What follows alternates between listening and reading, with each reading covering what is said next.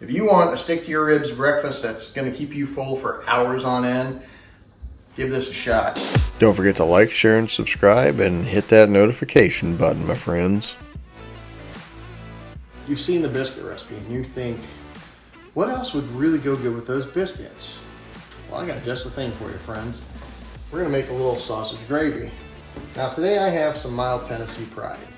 Personally, I prefer Bob Evans, but if I had a second go-to, it's obviously Tennessee Pride. Flavor's really good. I mean, it works well for what I'm trying to make out of this. What we're gonna do is we're gonna open up this pound here like so. Oh, magic, I know, right? And using our Pampered Chef mix chop, we're going to mash the crap out of this sausage, which, as you can see, it's been finely minced, and we're going to empty that out into a bowl with all of its juices. Set that sucker aside because you're going to want it for later. Next, we're going to add 1/3 cup of bacon grease that's been melted into our pot. We're going to add in 1/3 cup of flour that's not been melted, but we're going to mix it until it gets melted because science. Okay, so as you can see, we got our roux right about where we want it. It looks thin, but I promise it's gonna do what we need.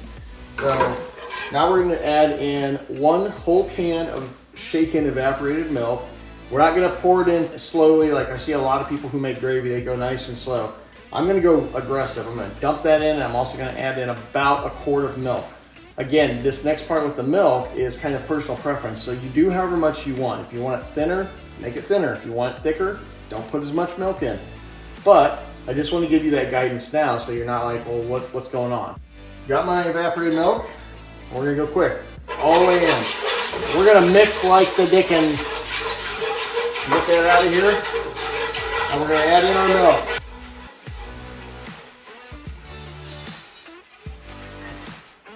And the reason for doing this is that it helps prevent getting any massive lumps in your gravy that you'll see a lot of time from slowly adding liquid in. In culinary school, they were very adamant, like you slowly add the liquid in and you make your gravy like that, or you make your sauce like that. It does not work as well as they'll have you believe, because you also may not know that you're gonna have to use a chinois to catch any of the big clumps. Doing it this method, you kind of reduce about 98% of your very large clumps, maybe even more. I mean, every time I've done this in the last 10 years I've been making gravy like this, I've never had a problem. But what we want to do now is add in our seasoning. Some fresh and finely cracked black pepper. Add your kosher salt. And add your sugar.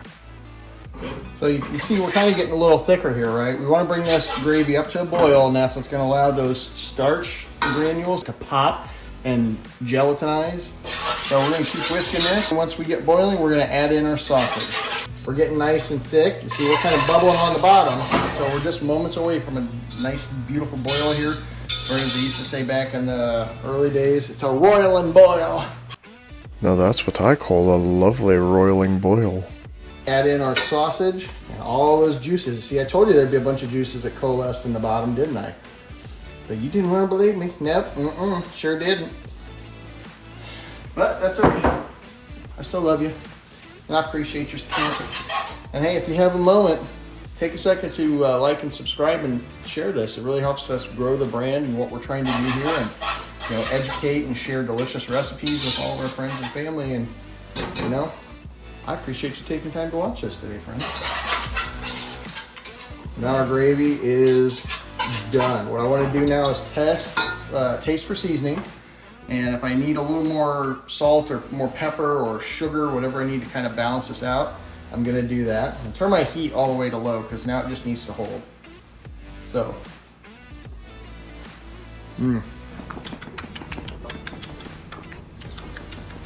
man, that's a 10. Super good.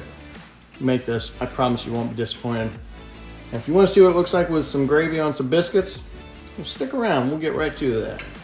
A nice, beautiful, thick, satiny, delicious gravy. And wouldn't you know it, we happen to have a freshly made biscuit. And if you want to see that video, you can check the description below. We're going to split our biscuit up.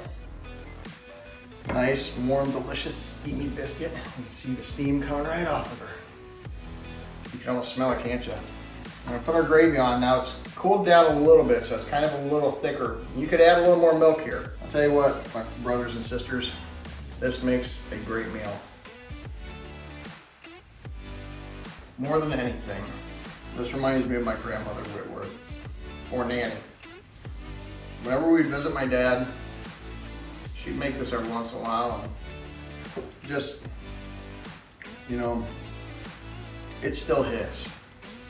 And you get that delicious sausage, you spiciness from the pepper, and it's nice and well balanced with the seasoning. I mean, like I said, sat for a few minutes, so it kind of thickened up. I would add a little more milk, but as it is, you can eat this all day. And so I will suggest that you try, absolutely recommend. An old friend of mine, Ryan, suggested putting some jam on top of this and eating it. And every once in a while I still do that. If you want that sweet, salty, savory deliciousness, try it. Highly recommend it. But for now, we're gonna keep on digging in. And I really appreciate you guys sticking by and watching me eat this delicious food right here. So don't forget to like, share, and subscribe, and we'll keep on seeing you on the next one.